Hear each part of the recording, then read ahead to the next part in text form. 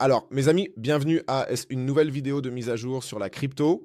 Oui, de retour après 4 jours, mais si on regarde les graphiques de plus près, il faut peut-être dire qu'il ne s'est pas vraiment passé grand-chose. Depuis mardi dernier, le 22 avril, il y a eu très peu de mouvements ici. Ou plutôt, nous nous trouvons dans une fourchette entre 91 700 dollars américains et près de 95 800 dollars américains. Mais à part cela, il s'est passé très peu de choses. Cependant, il y a encore plusieurs choses prévues cette semaine. Nous allons certainement jeter un coup d'œil, surtout dès demain, sur les nouvelles qui pourraient être intéressantes. Et bien sûr, nous allons également nous pencher sur les altcoins, sur les actions et, oui, sur les marchés traditionnels. C'est pourquoi restez avec nous jusqu'à la fin. Avant de commencer, n'hésitez pas à laisser un like sur la vidéo, à vous abonner à la chaîne si ce n'est pas déjà fait, et bien sûr à rejoindre le groupe de discussion et de signaux gratuits sur Telegram. Si vous avez envie de recevoir des mises à jour, des nouvelles et des signaux, n'hésitez pas à nous rejoindre. Vous trouverez également les liens dans la description de la vidéo ci-dessous. Et si vous cherchez encore une bourse où vous pouvez trader tout ce dont nous parlons ici, il y a actuellement jusqu'à 11 500 USDT de bonus à saisir chez mon partenaire BingX. Là aussi, vous trouverez le lien en bas dans la description de la vidéo ou dans la section des commentaires. De plus, vous soutenez ainsi la chaîne. Oui, comme je l'ai dit, Bitcoin à 94 200 dollars américains. Il est devenu très calme, il faut le dire honnêtement ici. Il y a très peu de mouvements. En termes de volume, et pas vraiment beaucoup d'autres choses à attendre ici pour le moment, c'est tout simplement très calme. Rien ne s'est vraiment passé pendant 4 jours.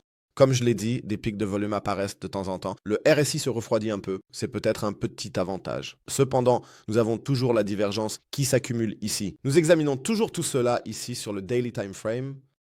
Ici aussi, le RSI est déjà arrivé dans la zone de surachat, mais après la hausse de la semaine dernière. Ce n'est pas vraiment, oui, surprenant. Regard intéressant sur le Weekly Time Frame, juste avant que nous entrions dans les analyses plus petites. Nous avons une énorme bougie hebdomadaire qui va jusqu'à environ 85 000 dollars américains. 85 000 dollars américains. Vous savez, il y avait aussi quelque chose sur les plus petits time frames, à savoir une bougie vectorielle ou plusieurs bougies vectorielles. Sur le plan hebdomadaire, nous ne les avons pas. Mais en fin de compte, si nous regardons cela, la clôture de la semaine dernière à 95 700 dollars américains, nous avons presque complété cette route. De la semaine du 24 février, ici. Donc un aspect intéressant vers le haut, c'est que beaucoup a déjà été pêché. Revenons au cadre temporel plus petit, à part la divergence, il s'est passé très peu de choses ici, comme je l'ai dit. Et vous savez, nous avions juste la zone de 85 000 dollars américains. Ce serait ici cette zone autour du niveau de retracement Fibonacci de 0,5 ou jusqu'à descendre au Golden Pocket. Donc, par rapport à cette analyse de la semaine dernière, rien n'a vraiment changé. Cependant, si nous regardons la carte thermique, beaucoup de choses ont changé. Nous avons, en fait, beaucoup de liquidités à récupérer dans les deux directions. D'une part, ici vers le haut à 98 000, puis encore à 96 000, mais vers le bas, ça chauffe tout autant, disons, et ça continue encore. Et encore. Même si nous regardons ici sur le cadre temporel de 3 jours, cela se répète assez souvent lorsque nous sommes à 95 000 dollars américains et puis ça continue toujours vers le bas, exactement comme la semaine dernière.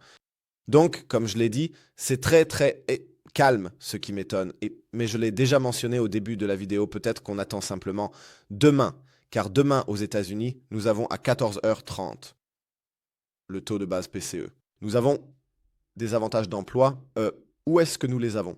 Le produit intérieur brut qui arrive aussi demain, ce qui est bien sûr très intéressant pour l'économie, ainsi que pour la politique et les éventuelles baisses de taux d'intérêt. Donc demain, je pense qu'il y aura certainement beaucoup plus de mouvements, ce que nous pouvons attendre.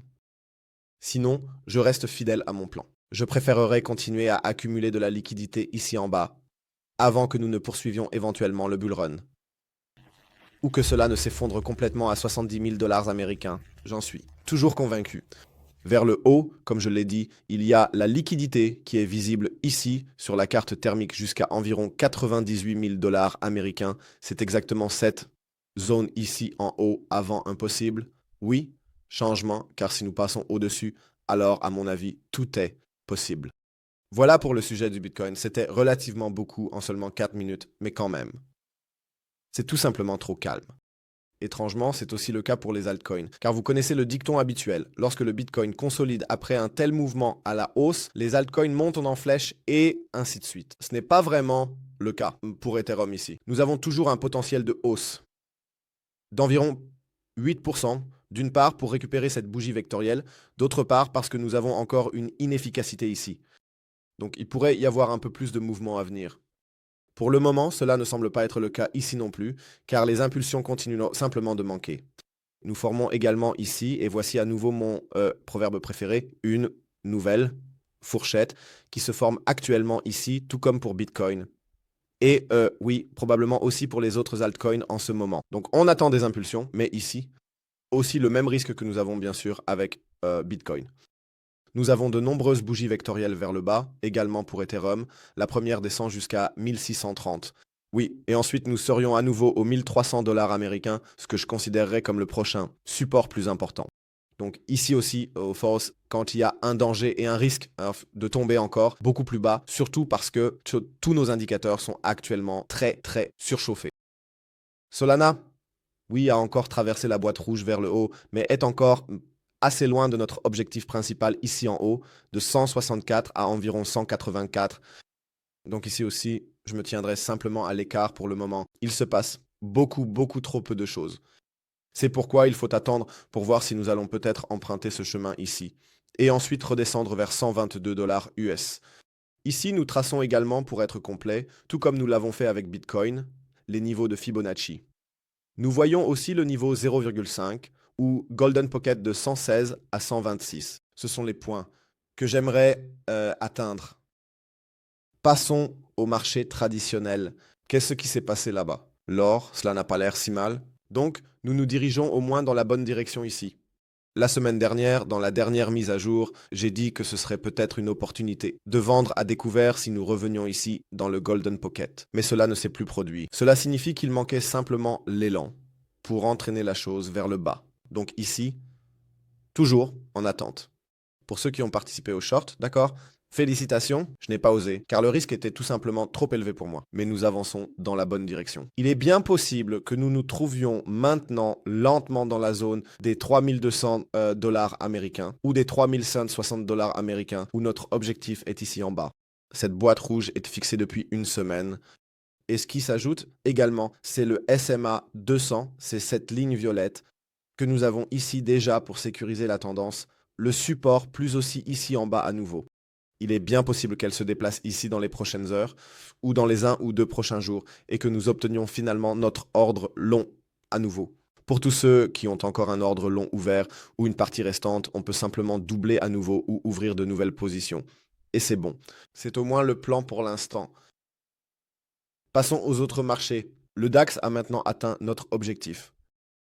Mais je dirais maintenant, comme je l'ai dit, d'attendre un peu ce que les indices américains font aujourd'hui. Donc nous avons en fait complètement atteint l'objectif ici en haut. J'ai dit qu'il serait même mieux si nous dépassions un peu, car simplement les valeurs actuellement représentées dans le DAX et ce flux sortant des actions américaines ont conduit à ce que le DAX monte encore un peu plus haut. C'est maintenant effectivement ce qui s'est passé.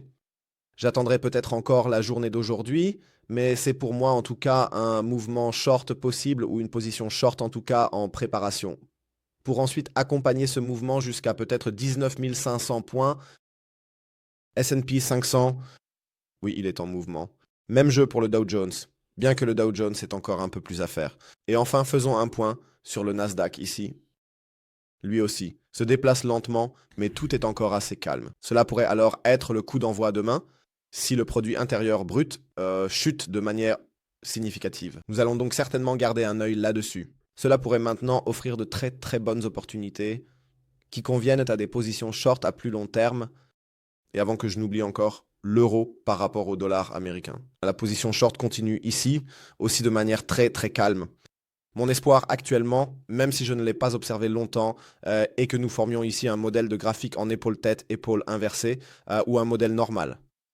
Et que nous chutions brièvement, peut-être demain, avec les données des États-Unis. Ce sera simplement intéressant à observer.